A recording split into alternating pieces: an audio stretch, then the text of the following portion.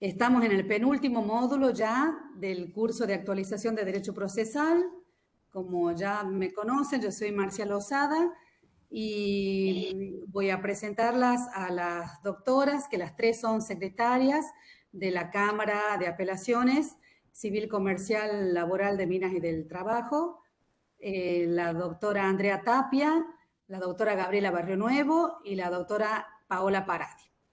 Así que, bueno, espero que sea como siempre una tarde muy enriquecedora para todos y algo hemos estado comentando ya recién, que después se va a dar las pautas para el examen final de este curso y van a estar subidos ya en esta semana la totalidad de los módulos para que puedan tenerlos como material de estudio. Así que, bueno, les deseo una excelente tarde y les cedo la palabra a las doctoras que ya se han organizado cómo van a ir exponiendo. Gracias, doctora. Muchas gracias. Bueno, para ir directo a la clase de hoy voy a compartir pantalla.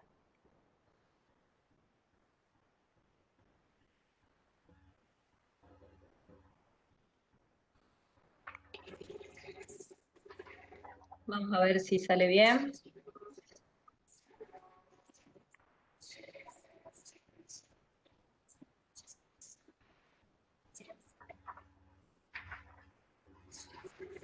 Hay sonidos por ahí, alguien... Bien. Sí, por favor, todos pónganse en silencio porque si no entorpece el audio. Bueno, la clase de hoy vamos a estudiar, bueno, yo voy a dar el tema de resoluciones judiciales.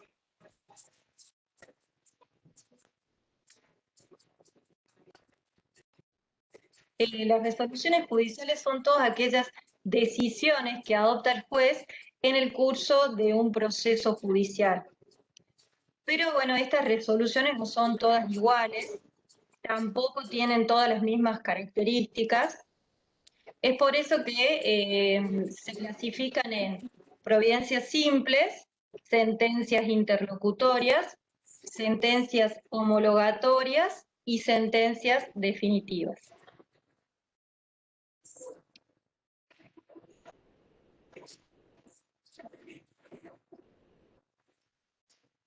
Las providencias simples, bueno, también conocidas como de mero trámite, son aquellas que son aquellas que impulsan el proceso o tratan de ordenarlo.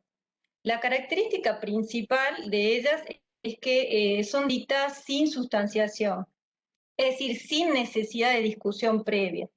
Porque, bueno, muchas veces provienen de oficio, son dictadas de oficio por el juez o por peticiones de la parte que no requieren que se corra traslado a la contraria.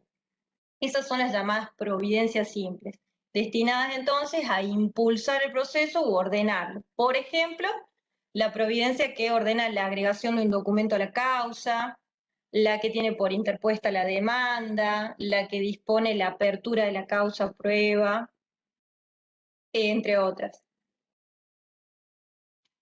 Hay una subclasificación de las providencias simples según causen o no gravamen irreparable.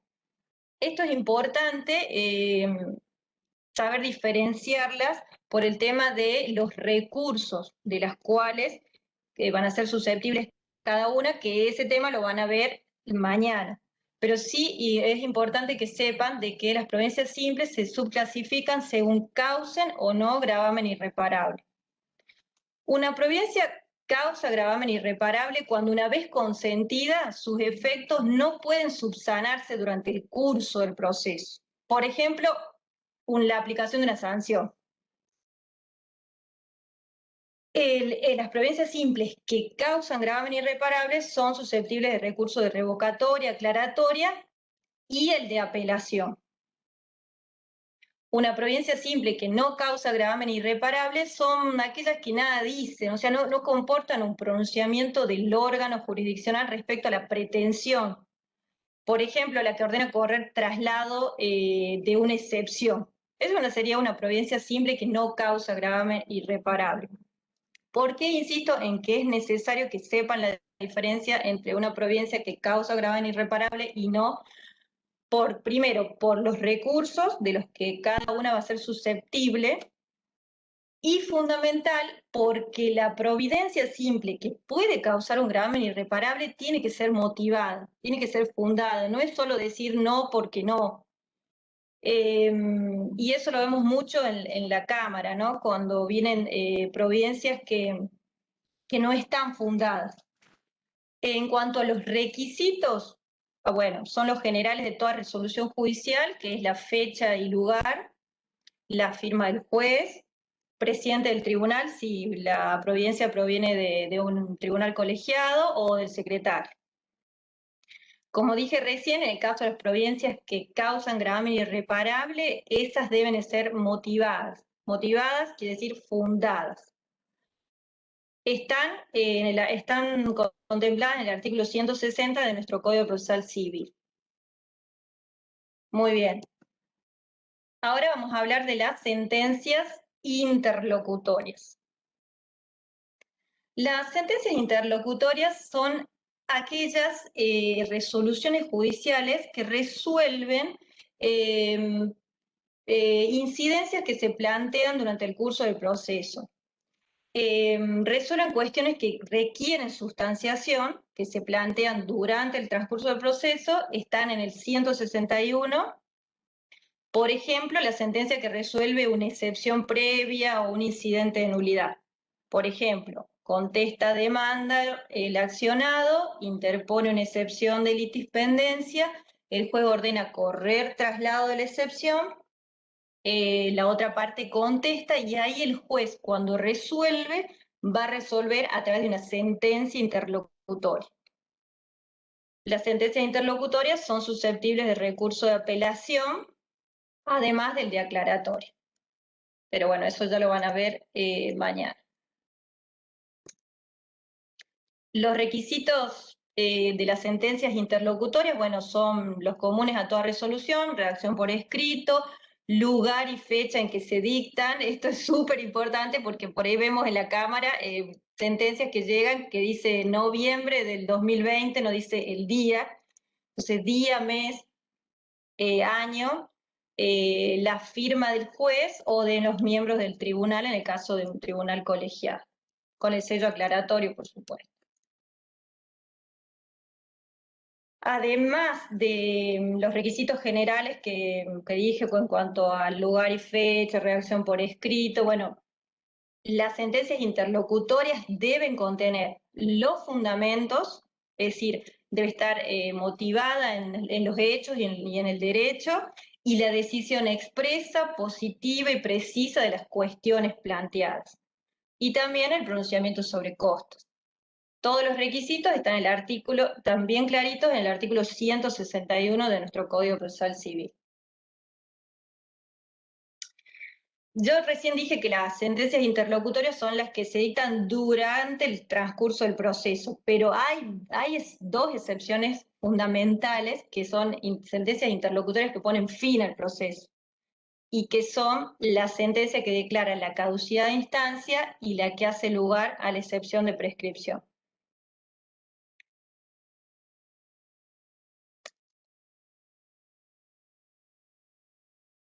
Otro tipo de resolución judicial, la sentencia homologatoria. Las sentencias homologatorias se utilizan para dar validez o no a algún modo anormal de terminación del proceso, llámese desistimiento, allanamiento, transacción, conciliación. En esta sentencia, ¿qué hace el juez? El juez ve si es válida la homologación, es decir, si se trata de derechos que se pueden renunciar o no, conforme afecten el orden público o no, si las partes tuvieron capacidad para firmar el convenio, si estuvieron representadas. Son todos tips que tiene que ver el juez para homologar o no. Si la sentencia homologa el acuerdo, también pone fin al proceso. Y bueno, están establecidas en el 162 de nuestro Código Procesal Civil. Por último, la sentencia definitiva, que es el acto procesal por el cual culmina el proceso y el juez decide ya el mérito de la pretensión.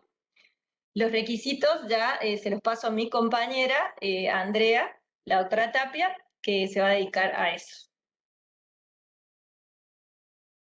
Buenas tardes a todos. Ya dejo de compartir. Soy Andrea Tapia, para los que no me conocen, secretaria de la Cámara 3, Cámara Civil. Bueno, ya comparto para mostrarles el tema que me compete.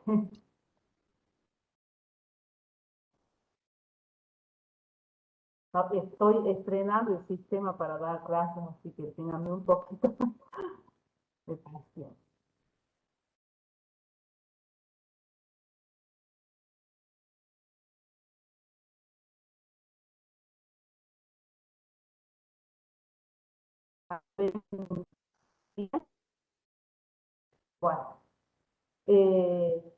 Bueno, la sentencia definitiva de primera instancia es dictada por un juez o jueza, porque los juzgados son unipersonales. Es la resolución, como dijo Gaby, es la resolución que pone fin al proceso. Acá el juez resuelve la temática central que dio origen al juicio, para dar respuesta a la demanda interpuesta por la parte actora, también a lo que se contestó, lo que argumentó la parte demandada, los argumentos defensivos de la demandada, como reconvención, como excepciones. Todo esto se va a resolver en esta sentencia. Es importante tener en cuenta que con esta decisión culmina la primera instancia, por lo tanto, ya no es posible plantear un incidente de caducidad en la primera instancia. Es un modo... Perdón, Andrea. Sí. Mil disculpas.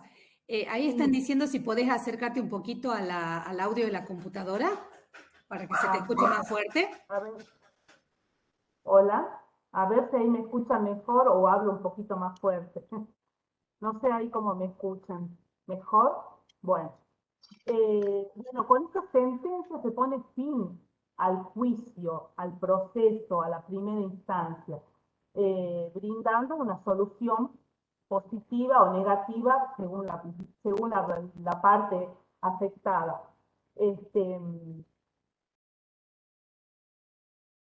Acá, antes de seguir adelante, quería llamar la atención sobre algunos aspectos que son necesarios tener en cuenta antes de que se dicte esta sentencia. Lo digo porque nosotros en Cámara por ahí vemos algunas falencias, errores que se pueden evitar y por lo tanto evitar nulidades. Hay situaciones que pueden dar lugar a nulidades. Para que pueda dictarse válidamente la sentencia definitiva, tiene que haber concluido todas las etapas del juicio, según el juicio de que se trate, por supuesto.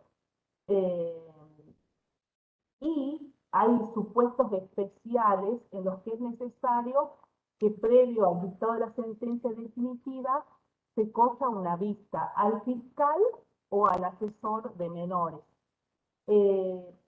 Tales son supuestos de defensa del consumidor. En los juicios laborales también tienen que conocer vista previa al fiscal. Doctora, no se escucha nada. Hola. Verifiquen el tema del sonido, por favor. A ver. No sé con cuál se podrá aumentar el... Hola, hola, hola.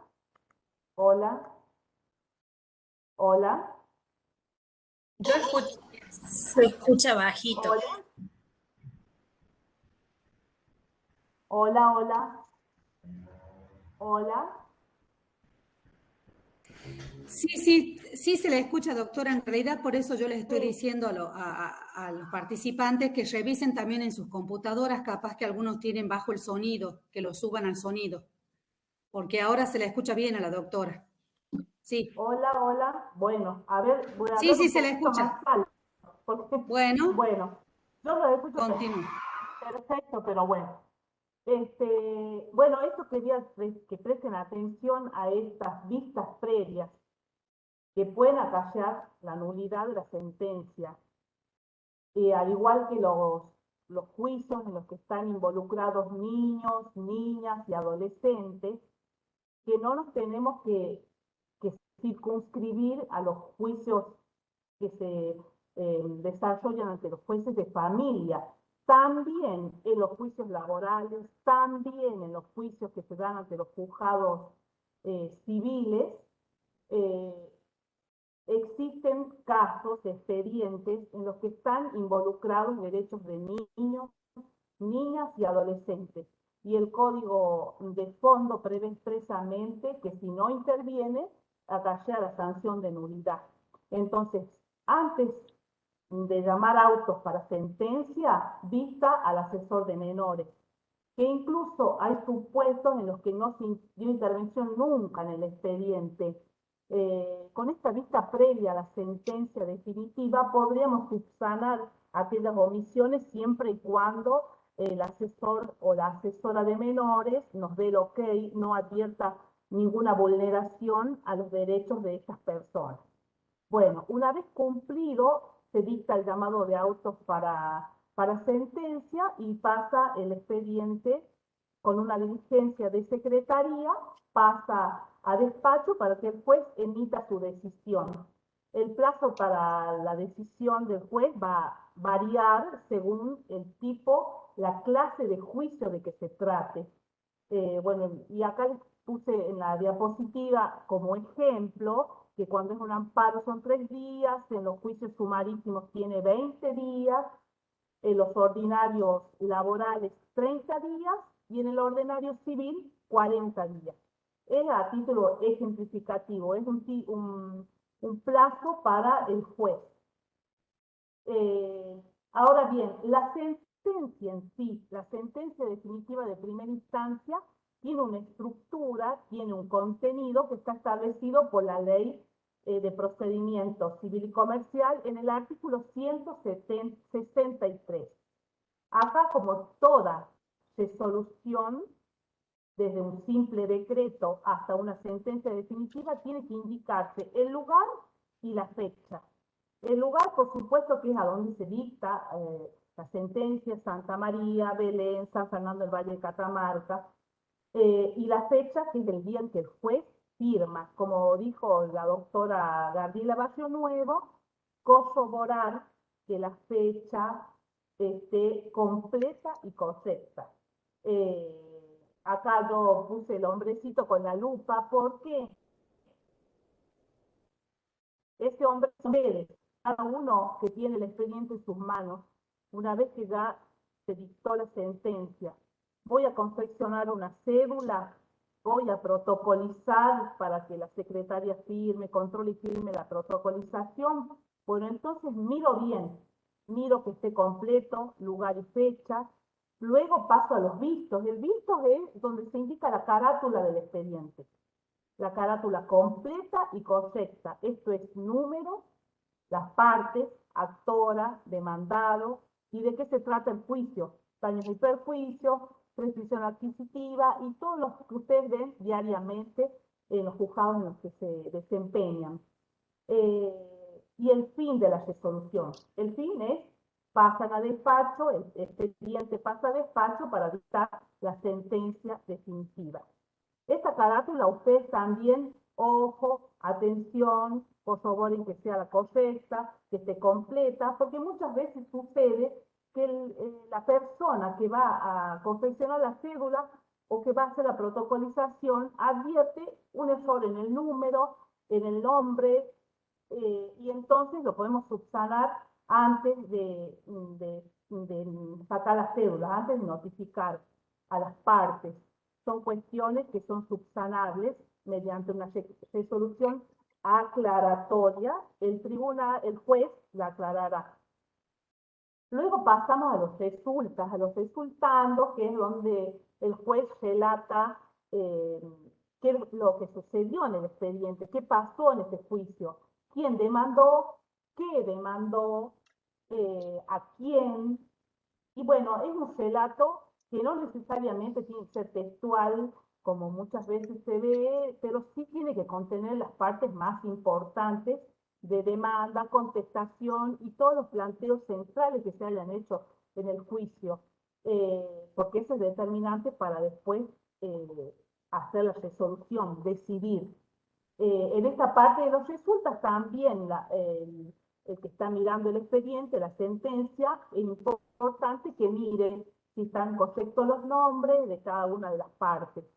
Más allá no, porque bueno, no le compete. Luego los considerandos del juez, la jueza, van a dar los fundamentos, hacen toda la argumentación en la que basan su decisión.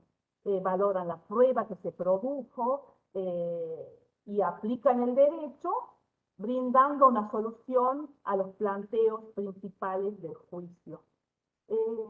Para finalizar, en la parte dispositiva, admitiendo o rechazando la demanda, la reconvención si se hubiera deducido y las excepciones. También se fija un plazo para el cumplimiento de lo que se condena y se imponen las costas y se regulan honorarios cuando ello es posible, porque hay supuestos en los que todavía no tenemos una base, por lo tanto hay que diferir la regulación de honorarios y así se lo hace constar en la sentencia. La parte de resuelvo también es importante que lo observen ustedes, los que están por hacer la cédula, el que está por hacer una protocolización, y ya les explico por qué en la diapositiva que sigue. Finalmente lleva la firma del juez con su sello. Controlemos bien por ahí nosotros los que hacemos la cédula, el que protocoliza, perdón, coloca el sello del juez. Tengo cuidado, pruebo en un papelito antes, controlo que sea el sello del juez y no de la secretaria. O a nosotros en el tribunal son 3 los jueces, así que hay que prestar atención. El que hace esa tarea, que por más que por ahí la consideren algo de todos los días, pero es muy importante, porque las partes no tienen por qué saber que esta firma efectivamente es del juez, hay que aclarar como corresponde con el sello correcto. Bueno, otra cosa que quería marcar es que los contenidos de la sentencia definitivas pueden ser múltiples, porque depende del juicio de que se trate. Si es un daño y perjuicio, si es un interdicto, si es un divorcio, una prescripción, son ejemplos nada más. Puede ser una filiación, puede ser una admisión de alimentos, una sentencia que hace lugar a alimentos. Entonces, controlamos que esté correctamente realizado. Por ejemplo, en la prescripción adquisitiva es muy específica la ley en cuanto a los datos que se exigen.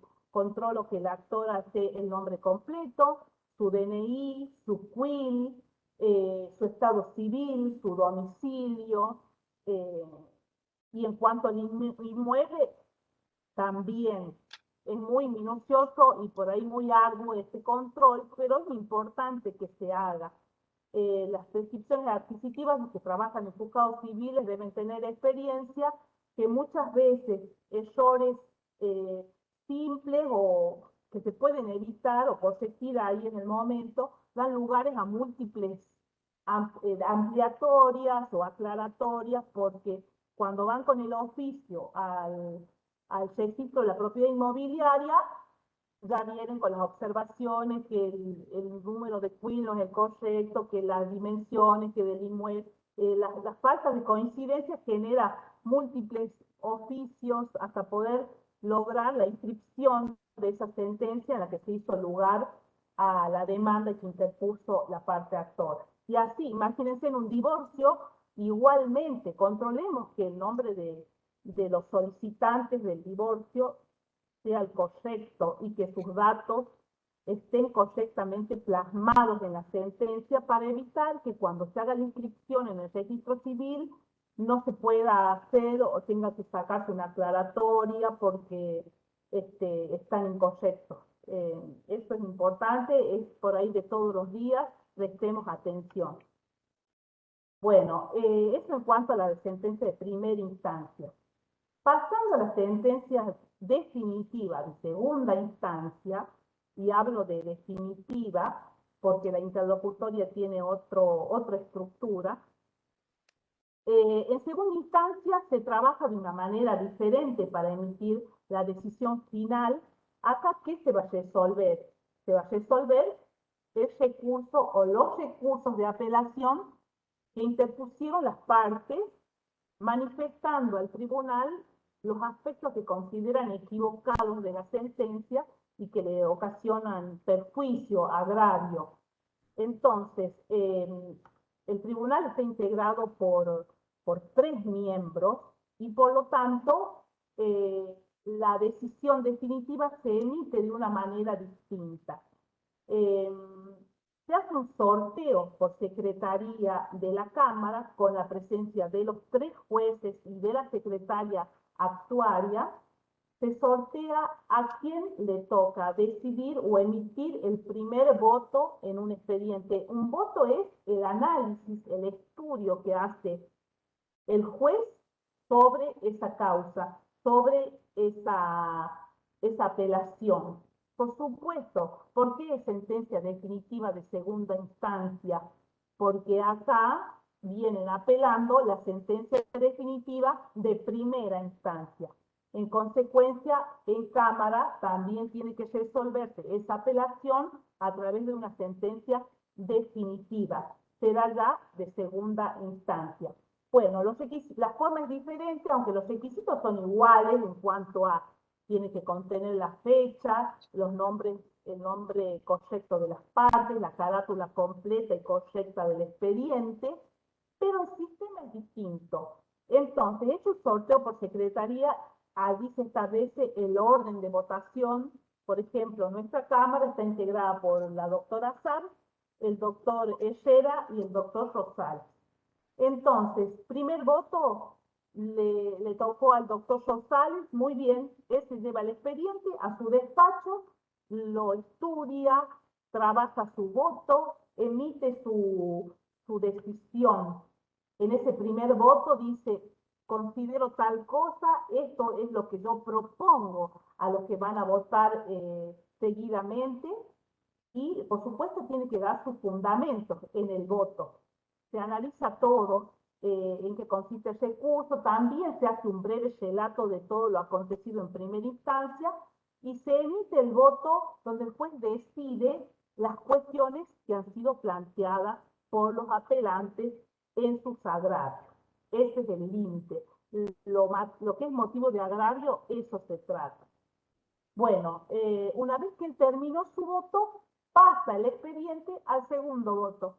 El segundo juez, igual que el primero, va a hacer un análisis profundo, completo del expediente, de los agravios, y entonces podrá, según la conclusión a la que arribe, adherir al primer voto porque está de acuerdo con el juez que votó en primer lugar, coincide en la decisión, pero también puede disentir,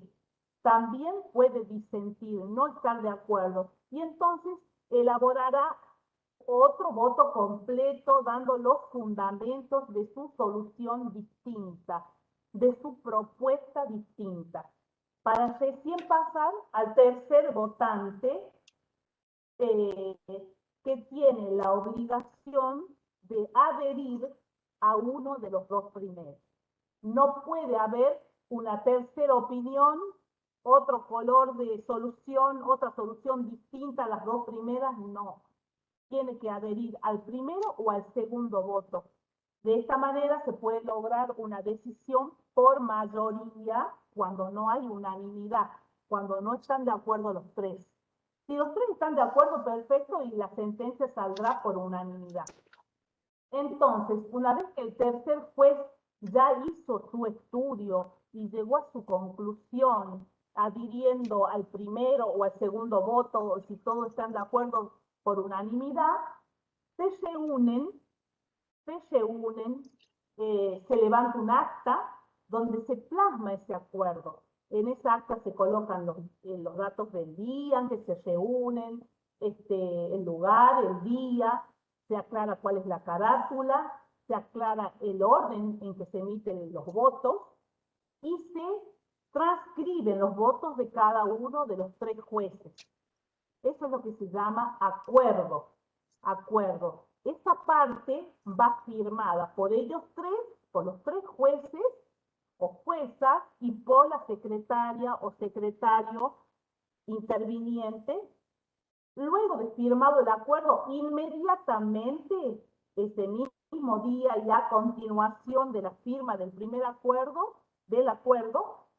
se plasma la parte dispositiva, o sea, la sentencia en sí, el resuelvo, a donde va a constar que se hace lugar o no se hace lugar al recurso de apelación interpuesto por la parte que haya apelado. También se imponen las costas de segunda instancia y también se regulan los honorarios por la actuación de los abogados allí en la Cámara. O puede diferirse cuando no tenemos base, porque en segunda instancia los honorarios, para poder regularlos, tomamos como base la regulación de primera instancia. Si no tenemos regulación en primera instancia, no podemos regular en Cámara, entonces se difiere para cuando tengamos base. Bueno, acá esta sentencia definitiva de segunda instancia, muchas veces se resuelve, se decide hacer lugar a una demanda que en primera instancia se rechazó. Y en esta parte irá todo el contenido como si fuera una sentencia de primera instancia, condenando, estableciendo el monto al que se condena a pagar, fijando un plazo para que se pague, regulándose los honorarios de primera instancia. Acá la Cámara actúa como si fuera el juez de primera instancia.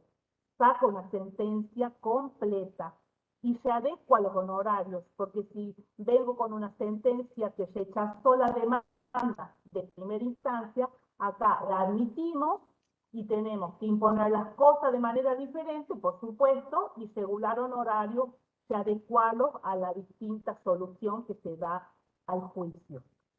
Esta es la estructura de la sentencia de segunda instancia y bueno, por supuesto, los que se desempeñan en Cámara también, al igual que con la sentencia de primera instancia, atención, controlo, brindan mucha colaboración ustedes con el trabajo diario y se evitan pérdidas de tiempo porque a veces se incurren en imprecisiones o incorrecciones en cuanto a los nombres, a los datos de la carátula, sobre todo en la época actual que usamos por ahí modelos predeterminados, te olvidaste de cambiar el número del expediente que quedó en la sentencia anterior. Bueno, el que está haciendo la cédula lo puede advertir, entonces lo solucionamos ahí nomás, sacamos una aclaratoria, una rectificatoria y todo se agiliza.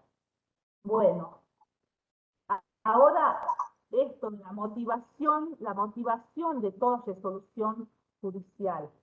Es muy importante los motivos en que se funda una resolución, una sentencia, un decreto, porque acá explicamos las razones por las que se llega a determinada solución, a determinada decisión, indicando en qué circunstancias fácticas y en qué normativas se funda esa decisión, esa solución, esa respuesta que da la judicatura a los planteos de las partes en un juicio. Es fundamental esto porque hace al derecho de defensa de los litigantes. Hace el derecho de defensa porque si yo sé por qué me deniegan algo, puedo argumentar a mi favor diciendo no, esta denegatoria es incorrecta porque aplicó incorrectamente tal normativa cuando lo correspondiera a esta, o no, usted valoró equivocadamente esta prueba, porque mire, acá tengo estos otros testigos. Entonces, la fundamentación de la sentencia es de ineludible cumplimiento, sino también se torna en arbitraria y puede acarrear la nulidad si no está fundada.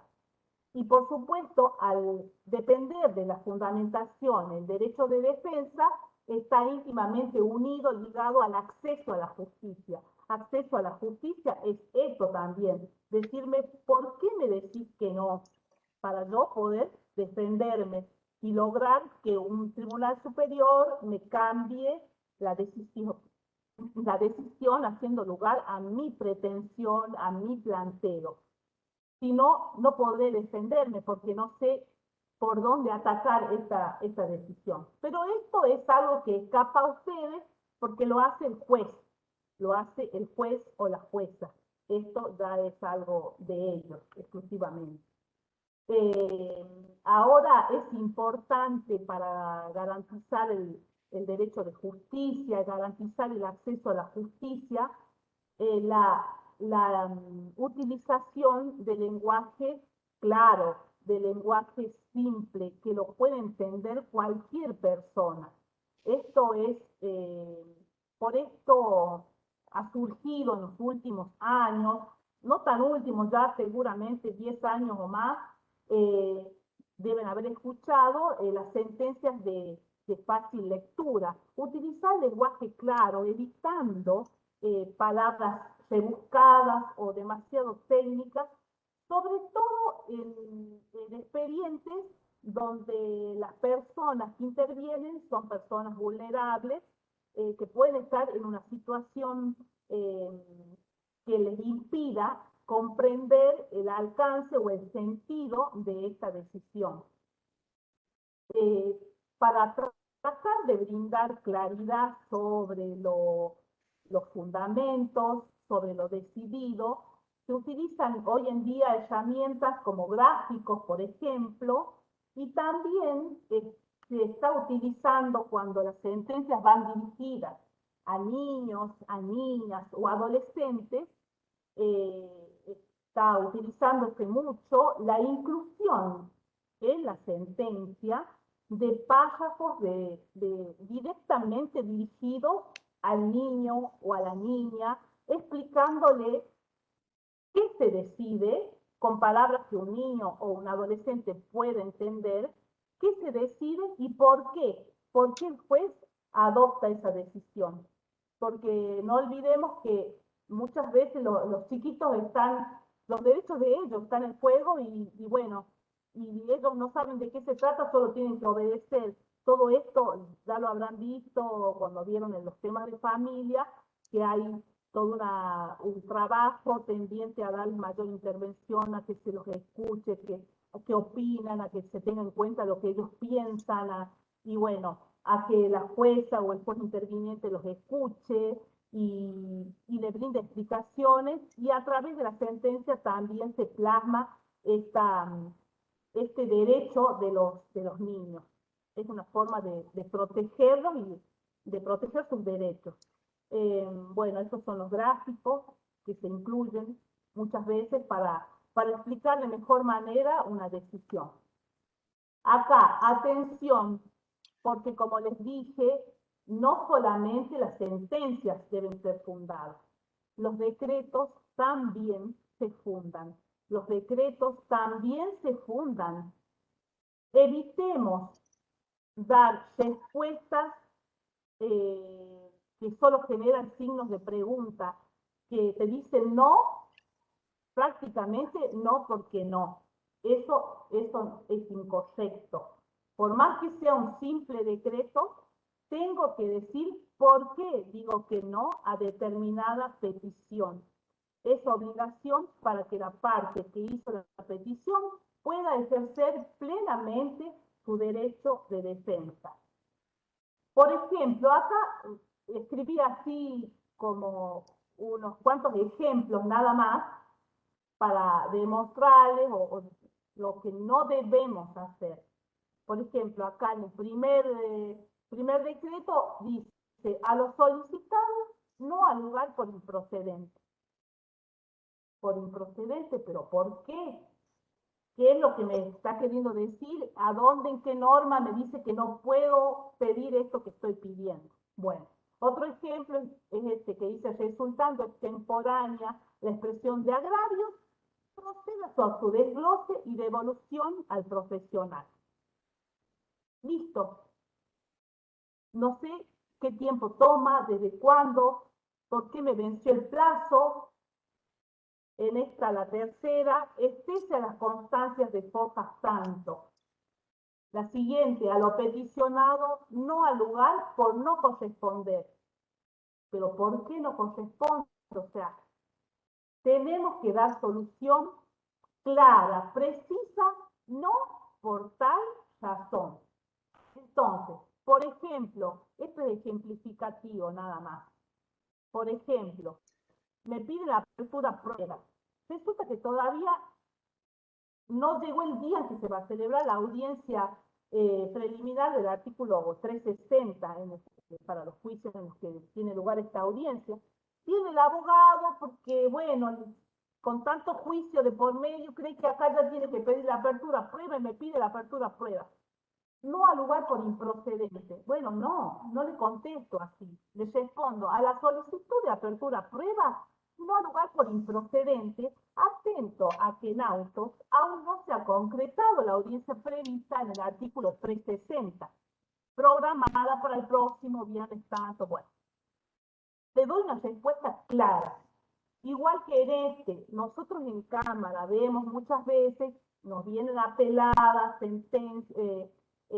decretos en los cuales se les devuelve la expresión de agravio porque se les considera extemporáneo. Con un decreto que dice así como este de acá, resultando extemporánea la expresión de agravio, proceda sobre su desglose y devolución al profesional. Eso está incompleto. El juez debe pedir como acá, el primer decreto debería decir, atento al tiempo transcurrido entre el dictado del decreto que concede el recurso de apelación, acá, bueno, no puedo leer porque está informe secretaría y la presentación del fundamento recursivo, informe de secretaría sobre el vencimiento del plazo para expresar agravio. Y ahí la secretaria o el secretario dirá, señor juez o jueza, cumplo en informar que el decreto de fecha viernes 24 de septiembre del 2021, ahí me comí el 2, en el cual se concede la apelación interpuesta por la actora en contra de la sentencia interlocutoria tanto, ha quedado notificado a la recurrente el día lunes 27 de septiembre, con el retiro del expediente. Acá, como ustedes saben, según la fecha del decreto que concede la apelación, la parte se debería haber notificado el martes siguiente, pero resulta que el lunes vino y se lo llevó al expediente. Lo retiró, entonces quedó notificada en ese momento. Entonces la secretaria concluye, en consecuencia, el plazo para fundar la apelación venció el lunes 4 de octubre del 2021. Es mi informe. Y acá sí el juez puede decir, atento lo informado por secretaría, téngase por extemporánea la expresión de agravio presentado por la accionante el 14 de octubre del 2021 y procédase a su desglose y devolución a dicha parte. Estos son simplemente ejemplos. Ustedes en el decreto diario tengan presente esto, que cuando vayan a dar respuesta a un pedido, responden no porque por tal situación, por tal normativa, no decreten no, porque resulta insuficiente. Bueno, eso es todo lo que yo tengo, chicos. Muchas gracias. Si tienen alguna pregunta, estoy disponible, o si después quieren hacer al final. Y por el momento, hasta ahí llegué con mi explicación. Ahora continúa la doctora Paradi. Dejar de compartir pantalla.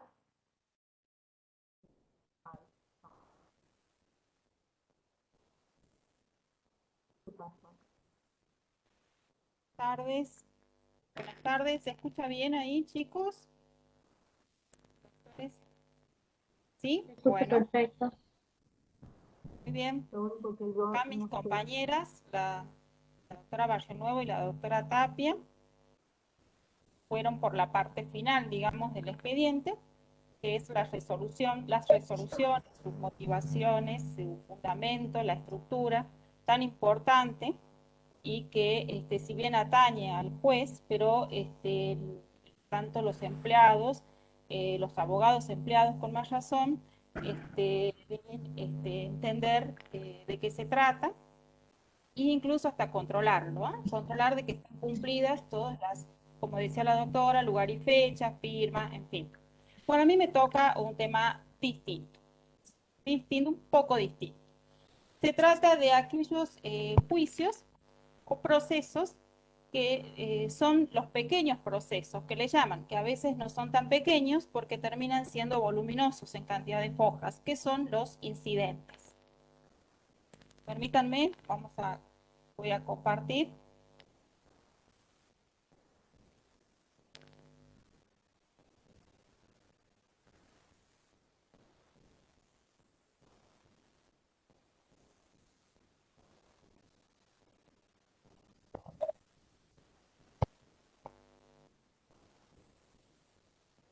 ¿Se ve ahí, por favor? ¿Me pueden decir si se ve? Todavía no. No se ve nada, doctora. ¿No? Vamos de nuevo.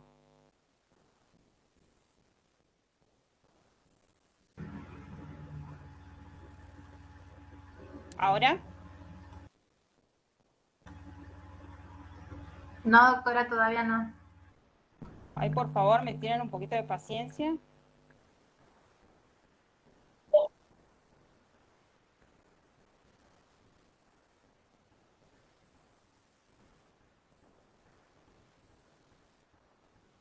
Ahí se está por presentar, ahí está empezando.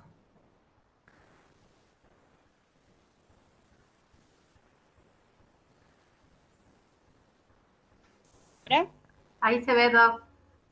Muy bien, gracias por darme la tranquilidad.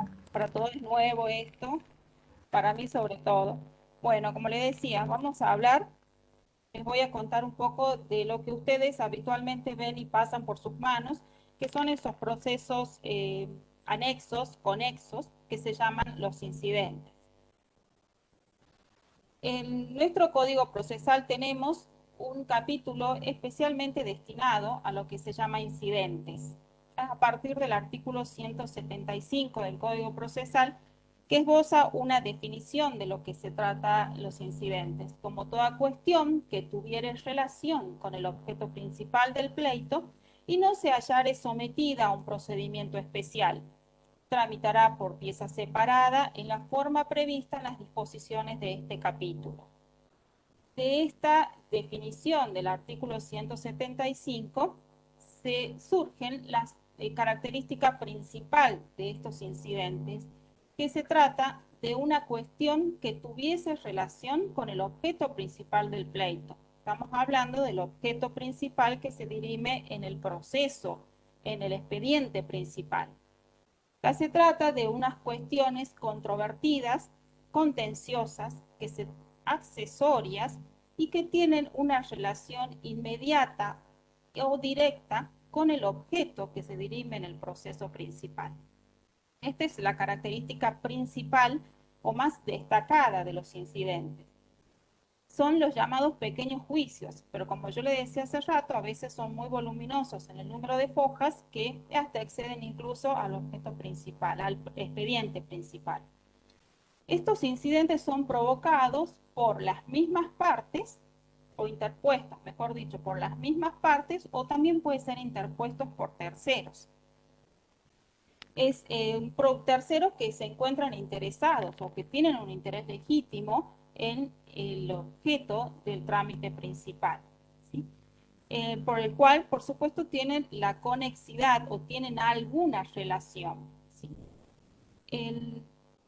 Por regla general, los incidentes no suspenden el trámite del juicio principal, salvo que el juez así lo ordenare, lo considerare y lo sacare por una resolución, que puede ser una providencia simple, un decreto, o puede ser por una sentencia interlocutoria, siempre fundado esa resolución es irrecurrible. Es decir, que si es por medio del objeto de un proveído simple, no puede ser objeto de un recurso de reposición o revocatoria, o si es por una sentencia interlocutoria, no puede ser objeto de un recurso de apelación. Estos incidentes, vamos a ver una breve clasificación, porque son varios y para no abrumarlos, llenarlos de tanta información y de nombres, que si bien son más específicos, pero es bueno que tengan en cuenta que los incidentes pueden ser nominados o innominados. La misma expresión lo dice, nominados son aquellos que tienen un determinado nombre, una determinada especificación dentro del Código Procesal. Y, por ejemplo, sería el beneficio de litigar sin gastos o una caducidad de instancias. Y los innominados son los que carecen de ese nombre específico. Por ejemplo, un incidente en una acción en un incidente que plantea una inconstitucionalidad de una norma. O sea, son más específicos. Pueden ser suspensivos y no suspensivos. La misma expresión lo dice, es aquel incidente suspensivo el que paraliza el proceso principal. Ustedes siempre háganse a la idea de lo que al hablar ahora, cuando estoy hablando, de que tenemos un proceso principal, un gordo, un grandote, que está tramitándose y se plantea un incidente, el pequeño juicio, el pequeño proceso. Y siempre lo van a asociar porque está por cuerda al principal, que puede o no estarlo según ya lo veremos. Estos incidentes pueden ser suspensivos, es decir, que paralizan el proceso del trámite principal, o puede ser que no. Por ejemplo, el suspensivo sería, por ejemplo, un incidente de nulidad, de una nulidad en la notificación, o por ejemplo, el incidente de la caducidad de instancia, que hasta tanto no se resuelva esto, el proceso del trámite principal no puede avanzar. Y los no suspensivos son aquellos cuyo objeto no hace al objeto que se dirime en el proceso principal, ¿sí? Y que puede seguir su curso simultáneamente con el principal, ¿sí? De ahí está, después vamos a ver cómo se resuelve cada uno. Pueden ser típicos o pueden ser atípicos. ¿Esto qué significa típicos? Es decir, que tienen un régimen establecido dentro del proceso, dentro del código de procedimiento. Este régimen establecido, por ejemplo, el de la caducidad de instancia o el del beneficio de litigar sin gastos, que tienen capítulos o normas específicas relativas a eso. Y los atípicos son los que no tienen un régimen o un trámite está preestablecido en el código, como por ejemplo las nulidades, que si bien se van a regir por las normas en general de los incidentes, que a partir del artículo que les mencioné, el capítulo. Después tenemos los incidentes impugnativos y los no impugnativos. Los impugnativos son aquellos que atacan el objeto que se tramita en el proceso principal. Típico, por ejemplo, es el del incidente de redargución de falsedad de un instrumento que se encuentra agregado al expediente principal, o aquel incidente de una inconstitucionalidad de una norma. Y los no impugnativos son los que no difieren, no tienen una relación de ataque, digamos, de que cuestiona algo específico dentro del proceso principal. Dentro de los caracteres, el incidente tiene distintos caracteres. Caracteres que van haciendo a su esencia. Sigan imaginándose aquellos expedientes chiquitos al lado o por cuerda, atados, digamos, del expediente principal grande.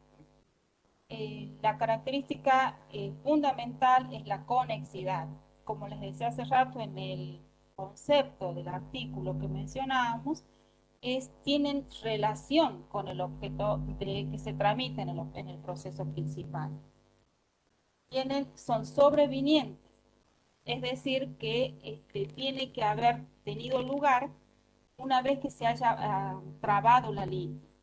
Si bien hay excepciones, como por ejemplo el beneficio de litigar sin gasto, que puede ser iniciado con anterioridad al inicio de la acción principal. Por ejemplo, en un caso de daños y perjuicios, la parte actora está preparando la acción de daños y perjuicios y necesita el beneficio de litigar sin gasto para tramitar tal expediente.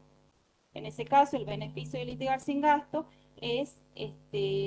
tiene relación, sigue guardando esa relación con esa acción que se va a iniciar. No puede ser un beneficio de litigar sin gastos así en general para hacer acciones. No, es simple, siempre tiene que ser el beneficio para determinada acción. Por eso ahí está la conexidad y la relación con el principal. Siempre todo incidente debe resolverse de manera previa a la sentencia definitiva que dirima el proceso principal. En una excepción, hay excepciones, por ejemplo, la del incidente de redargución de falsedad.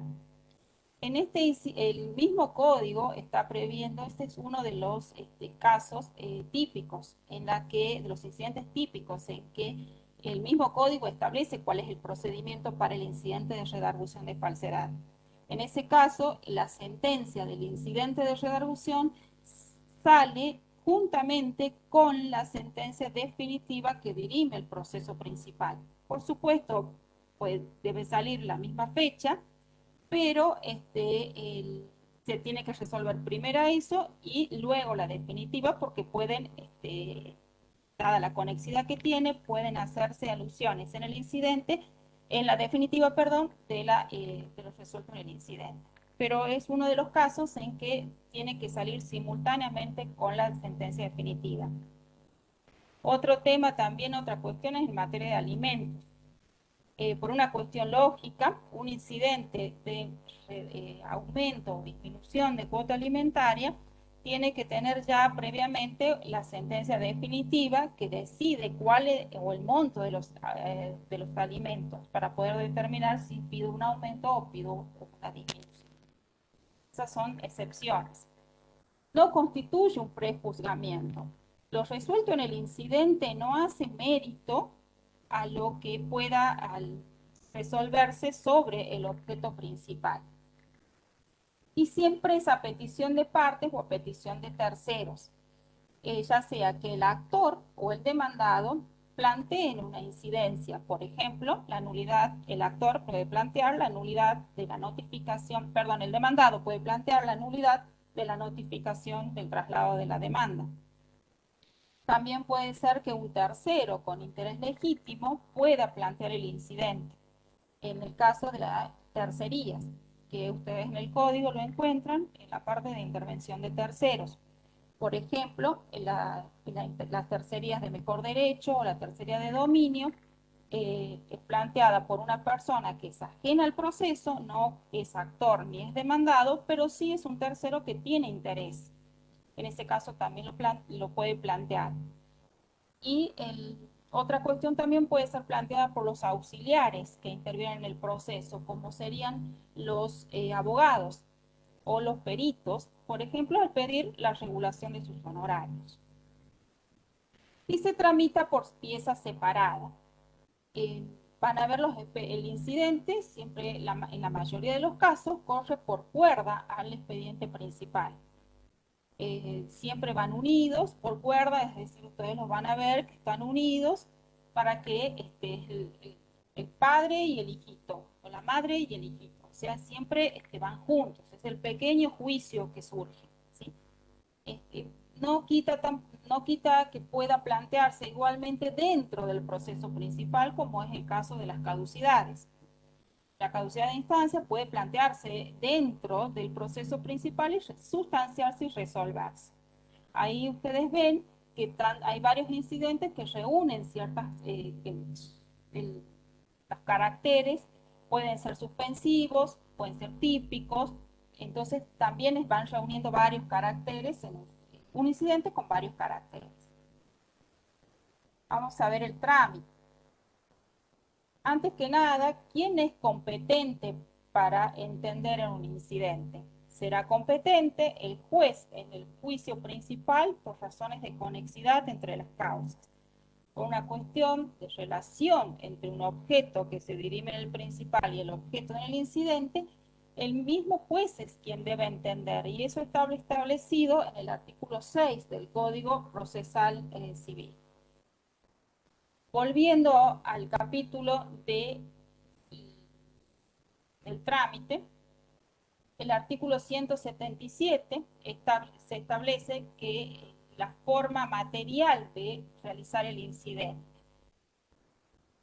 se forma con el escrito que lo promueve. ¿Me escuchan bien? Sí, sí, perfecto, se escucha. Perdón. La forma material de realizar el incidente es con un escrito que lo promueve, ya hemos dicho, tanto la parte como terceros, y con todas aquellas piezas procesales que puedan ser, que sirvan para para dar fundamento al incidente. Esas piezas procesales deben ser acompañadas junto con el escrito y en copias certificadas, y es el secretario o el jefe de despacho quien debe hacer la confrontación. ¿Esto qué significa? Debe corroborar que primero, que sean las copias necesarias para fundar el incidente, y segundo, de que esas copias sean efectivamente copias del trámite del expediente principal, y mejor si están certificadas, ¿sí? Eso es tarea del secretario o jefe de despacho.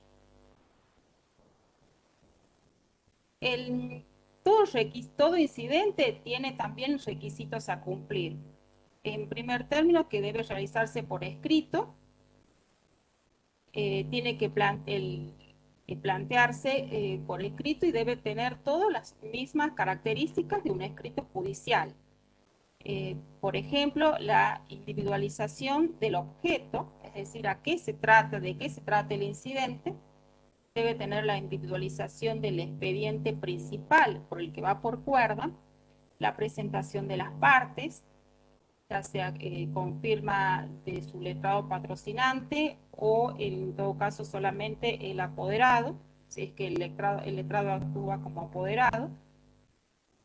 Debe tener la constitución, primero la denuncia del domicilio real y la constitución del domicilio procesal. En este caso, el domicilio procesal a constituir en el incidente es el mismo, idéntico al que está constituido en el expediente principal. Si se modifica uno, se modifica el otro. Por supuesto, debe notificarse a la contraria esos cambios. Deberá ser redactado en forma clara y concretamente detallar los hechos en los que el que se basa para pedir el incidente y el derecho en que se funda. Y con él deberá ofrecerse toda la prueba.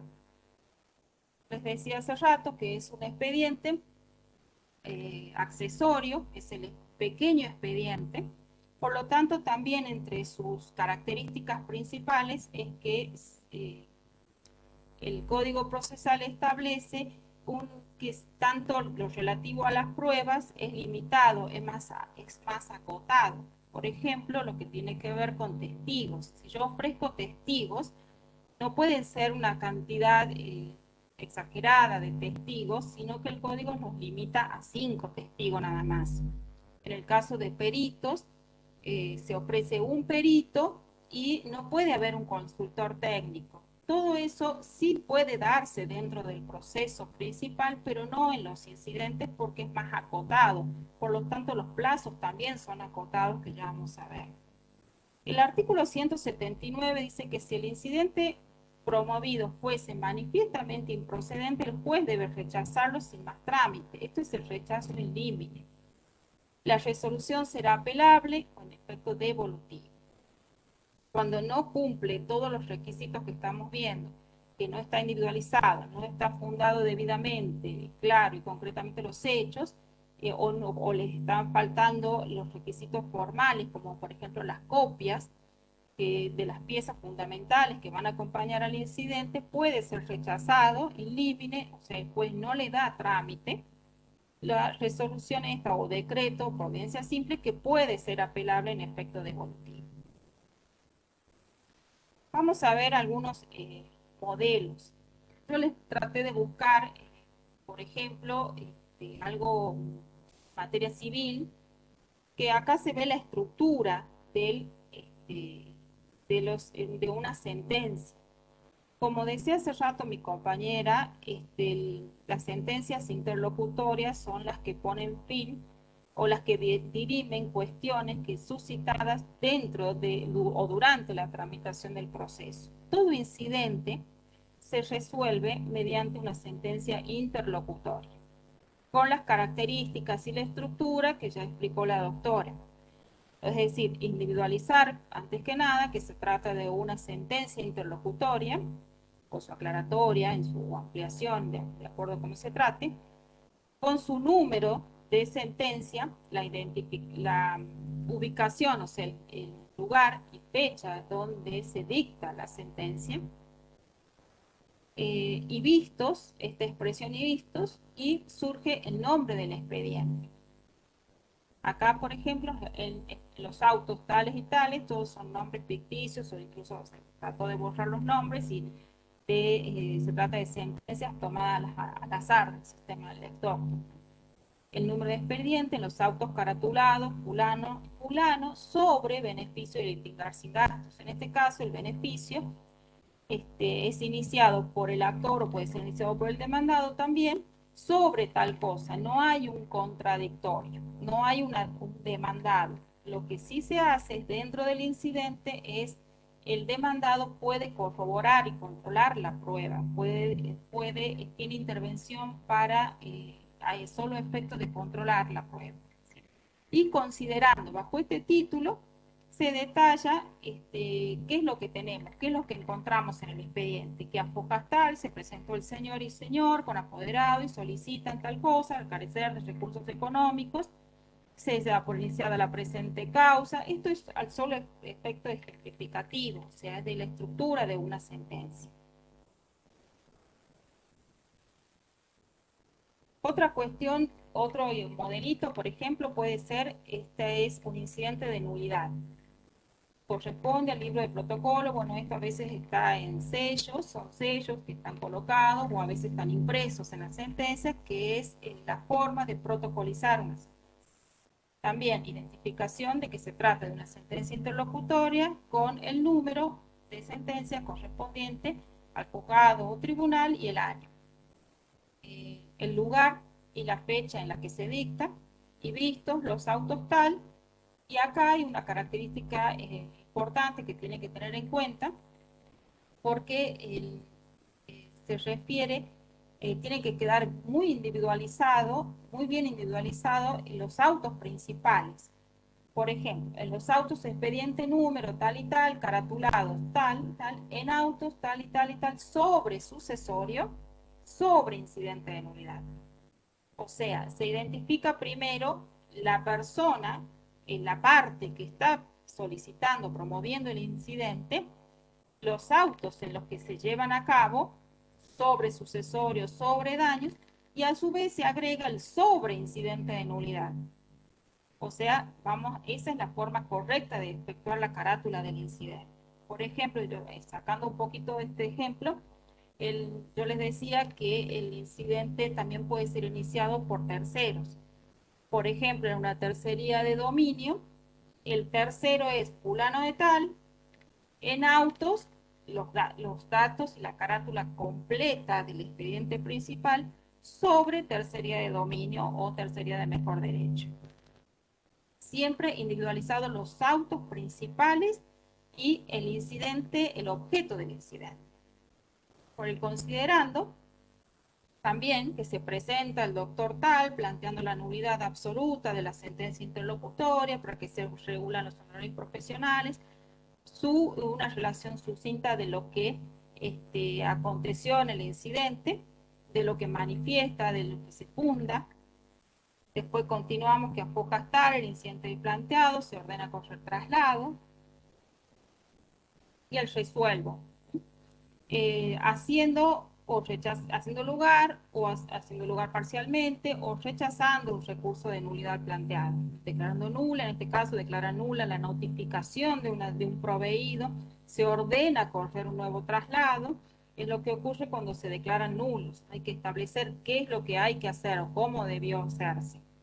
Toda resolución de incidentes debe necesariamente pronunciarse sobre las costas. Y también una cuestión a tener en cuenta que acá el vocabulario, la terminación, los términos, perdón, a cumplir son distintos. Ya no es actor o demandado. En el incidente es incidentista o incidentado. O el tercero, que de acuerdo al carácter que tenga quien promueve el incidente. Puede o no haber honorarios, regulación de honorarios en este caso, en los casos de los incidentes, porque hace rato, como decía también la doctora Tapia, si tenemos una base, se deben regular honorarios. Para eso también la ley de honorarios establece, ¿cierto?, los montos o el porcentaje para los incidentes. Si no tenemos una base, la base obviamente va a estar dada siempre por lo que acontece en el proceso principal. Se va a diferir. Si no existe, se va a diferir. Y protocolícese y notifíquese.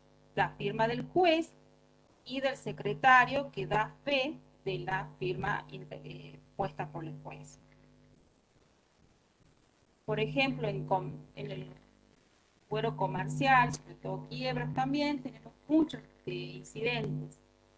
Bueno, acá, como yo le decía, la protocolización, la consigna de la protocolización, en la sentencia igual, número, ahí ven lugar, fecha, en los autos tales, caratulado, fulano, en autos de expediente tal, tal. En este caso es tal persona sobre pequeño concurso, sobre incidente de autorización de transferencia de inmueble y levantamiento de inhibición. Considerando, se va a determinar qué es lo que encontramos en el expediente, una relación breve. No hace falta que sea muy detallada, pero sí tiene que estar la relación de lo que se encuentra, qué es de lo que se encuentra en la causa, qué es lo que está pidiendo la parte. Constituye una cuestión de regular y normal del proceso concursal, la que deberá analizársela con carácter práctico desde el punto de vista de los efectos y consecuencias que podría aparejar, que atento a las reglas que rigen el proceso concursal, el patrimonio del deudor es considerado prenda, tributo común de los acreedores, bueno, en fin, son fundamentos dados por el juez para resolver el incidente. Por las consideraciones que preceden y normas legales citadas, resuelvo 1, hacer lugar a la autorización de venta solicitada y especifico qué es lo que está autorizando a vender. Puede ser un vehículo, en este caso un inmueble. Identifico el inmueble, la mayor cantidad de datos posibles para evitar. En este caso también, como punto 2, autoriza el precio de venta en la suma tal. Establece cómo va a ser la escritura, en qué tiempo debe llevarse a cabo. Y bueno, y como punto 3 de forma, establece el que se protocolice, que se notifique a la sindicatura y a la concursada, porque acá tenemos una característica en los procesos de concurso que actúa el síndico y el deudor o el concursado, y a su vez también tenemos los acreedores, entonces hay múltiples partes. Otro ejemplo que tenemos es un incidente de ejecución de sentencia. En este caso, tomé un incidente de liquidación de un bien ganancial o reducción de cuota alimentaria sobre ejecución de sentencia. Fíjense cómo está caratulado. La carátula es muy importante para saber la parte que promueve el incidente, en qué juicio lo hace y cuál es el objeto del incidente. Y considerando que, y establece de nuevo, que se presenta el señor fulano, que presenta una planilla de liquidación de canon locativo por la suma de tal, se provee la presentación, se ordena el traslado por el término de ley, o sea, va haciendo un relato de lo que pasó en el incidente. Luego establece cuál es la fundamentación para resolver el incidente, establece Bueno, acá en el ejemplo de la planilla, en síntesis, hace un síntesis o en definitiva, que también es válido poner, la planilla de liquidación se debe prosperar por la suma de tal y tal, conforme a los extractos bancarios. O sea, no es todo, es admisible en su totalidad. Establece el pronunciamiento sobre costas, corresponde imponerlas íntegramente a la demandada, teniendo en cuenta, o sea, las costas, establece a quién le corresponde, a cargo de quién van a estar las costas y el fundamento por qué a esa persona las costas, a esa parte. Por ello, resuelvo, en el caso, hacer lugar parcialmente a la planilla, como les decía, porque no le admite todo en su totalidad, en concepto de canon locativo, imponer las costas a la demandada en este caso, y como punto 3, que es la disposición de forma que le llaman, que es protocolícese, notifíquese y oportunamente archívese. Toda resolución, sentencia interlocutoria que dirime el proceso incidental debe ser notificada personalmente o por cédula, conforme al artículo 135, inciso 13, que establece que debe ser notificada por cédula. Bueno, hasta acá todo lo que es incidente, es un pantallazo general, y en lo que el tema de hoy nos atañe son las sentencias, las resoluciones judiciales, y en este caso puntual el tema de cómo se dirime un incidente, que es por medio de la sentencia interlocutora. Le vamos a pasar, voy a pasar después el Power para que vean. Un ratito que ya dejo de compartir.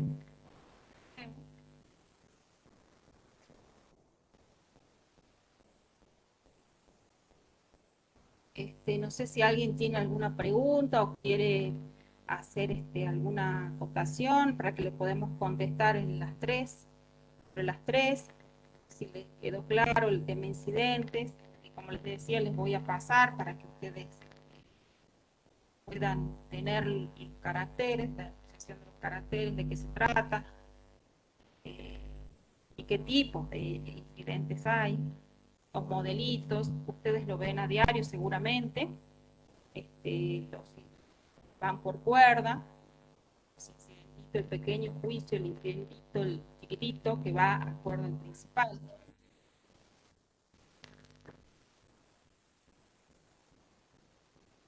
¿Alguien quiere hacer alguna pregunta? ¿Lo escribe o lo formula habilitando el micrófono? Yo quería hacer una acotación.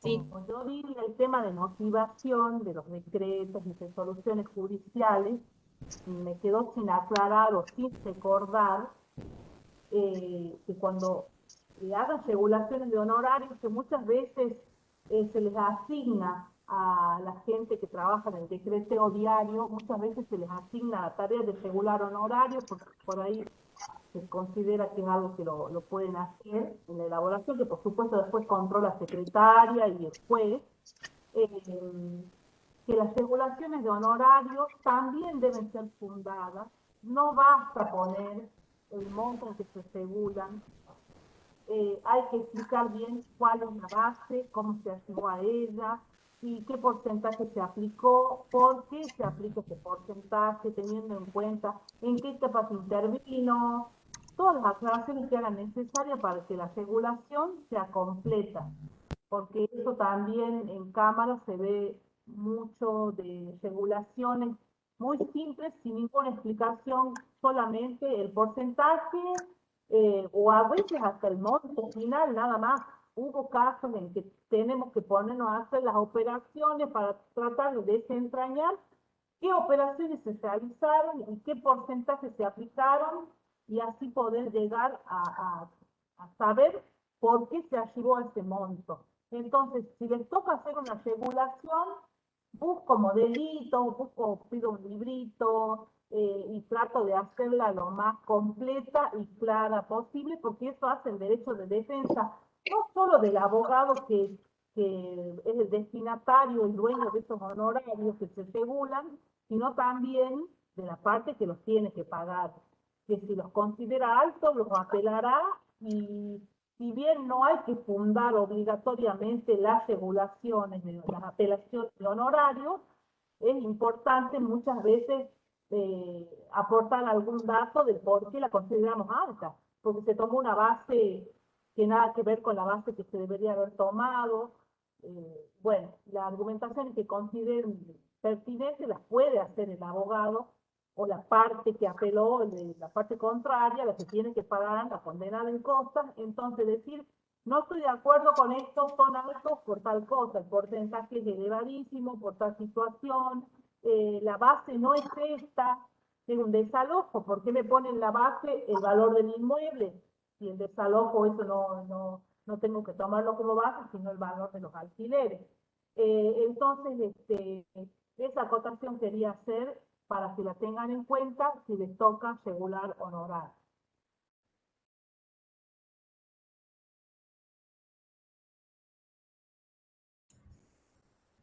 Ahí hay una pregunta en el chat que dicen si pueden decir sucintamente las doctoras la diferencia entre efecto suspensivo y devolutivo de los incidentes.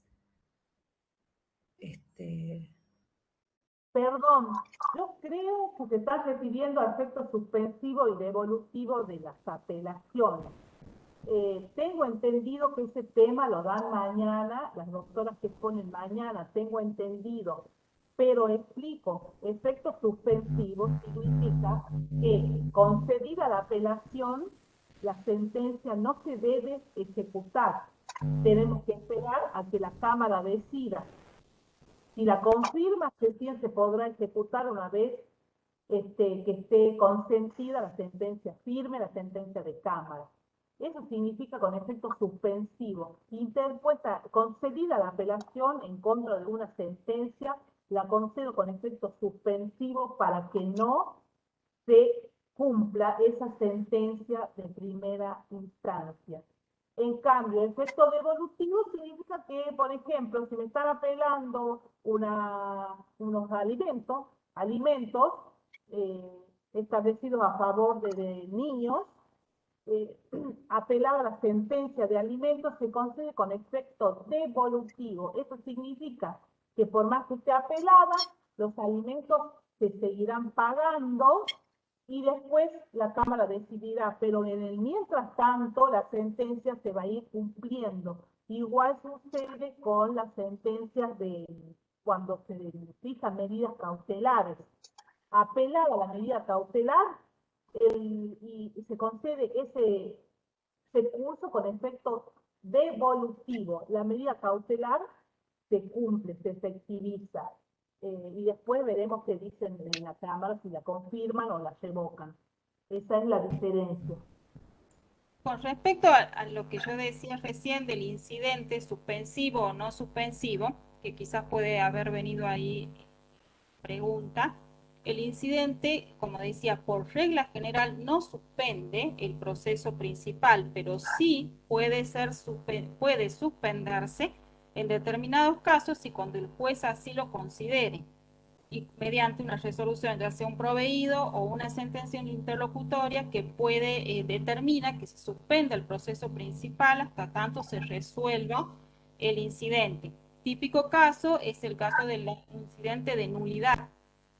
Si estoy planteando la nulidad de una notificación o puntualmente del traslado de la demanda, no puedo avanzar en el proceso principal hasta tanto no esté resuelto el incidente que dice si es nulo o no el traslado de la demanda.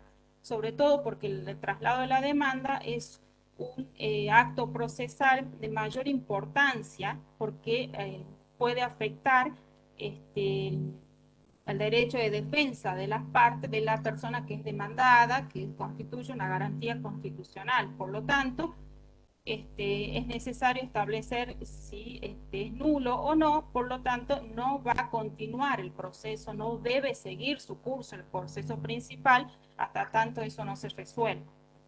Veo acá una pregunta que dice si una sumaria información se tramita por cuerda o dentro del proceso principal. Puede tramitarse por cuerda o también por dentro del proceso, siempre teniendo en cuenta que se trata de una sumaria información. no es un proceso aparte, siempre es tendiente a, por ejemplo, a verificar el nombre de una persona. Puede ser que se llama María de los Ángeles y figura como María Ángeles, por dar un ejemplo. Entonces puedo hacer una información sumaria, no tiene un trámite específico y determinado, pero sí es muy acotado, por lo tanto puede estar dentro del proceso principal. Ahí le contesto a Roque, perfecta la acotación, sí, una sentencia o una resolución que no está fundada es arbitraria y por ende revocable. No leo otra, no sé si lo pueden ver. No hay más preguntas. Sí, era la acotación de Roque Tapia, muy clara, como dijo la doctora Gabriela. También lo que responde la doctora Tapia en cuanto al tema de lo devolutivo que es aplicable a los recursos y los incidentes son suspensivos o no suspensivos. Los ejemplos de la doctora Paradi. Bueno, ahora están felicitando a las doctoras. La doctora María Alejandra Azar les manda felicitaciones a las doctoras, que excelentes. Gracias. Infiltrada. Dice que es un orgullo para la Cámara, sin duda alguna. Vale. Clarísima la exposición de las tres, así que muy generosas. Gracias. Bueno, tenemos buenos maestros. Eso es. muy claras las exposiciones, doctoras, y muy importante esta etapa del proceso. A veces, para los que preguntaban recién de los incidentes, algunos les llaman incidencias a las que son dentro del mismo expediente, incidentes cuando ya va por cuerda, como para diferenciarlos del modo más práctico, ¿no es cierto? Claro, sí. Bueno, siguen las felicitaciones para las doctoras. Y bueno, si no hay otra consulta, con confianza, los que tengan alguna duda pueden hacerla. Siguen los saludos y las felicitaciones. Y les decimos que no se olviden, si no van a hacer alguna consulta, de mañana, que es el último módulo, que vamos a ver recurso de apelación, la elevación de los autos a la Cámara, sentencia de Cámara y recurso de casación, con las doctoras Delia Arias y la doctora Anabela Cado. Así que bueno, una vez más, agradecidísimas en nombre de la Escuela de Capacitación a todas y todos los que están presentes. Sabemos la dedicación con un curso tan largo, de 10 módulos, así que estamos orgullosos de todos los que están participando. Y en especial a nuestras disertantes del día de hoy, la doctora Andrea Tapia, la doctora Gabriela Barrionuevo y la doctora Paula Paradi. Bueno, ahí dice Roque Tapia, excelente exposición de las doctoras, gracias también, bueno, la doctora Lozada, siempre impecable, muy amable en la coordinación del curso. Bueno, gracias a todas y a todos ustedes, porque Muchas sabemos, gracias a todos. somos parte de lo mismo, así que estamos todos para aprender a diario, nunca se termina de aprender. Así que es, bueno. Permítime una cosita más, instarlos a que, si bien este curso, como decía hace rato la doctora Lozada, se puede asistir, escuchar, como también someterse a la evaluación. Yo desde ya los insto a que puedan rendirlo, a que lo hagan, porque es una manera de ponerse a prueba ustedes mismos. Y háganlo. No es lo mismo tener como asistente que tener como aprobado un curso. Es muy importante para ustedes mismos, como un logro personal. Háganlo. Y gracias a la Escuela de Capacitación por tenernos en cuenta, y hemos tratado de poner en palabras simples y sencillas lo que a diario vemos, sin mayores doctrinas, ni jurisprudencia, ni palabras difíciles, sino en el lenguaje que utilizamos a diario.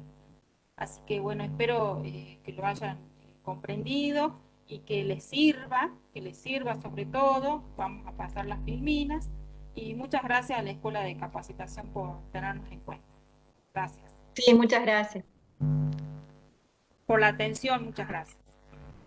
Sí, a todos. Gracias. Nos vemos en otra ocasión entonces. Muchas gracias, doctoras, y a todos los presentes. Chao, chao. Que tengan buenas tardes. Hasta mañana.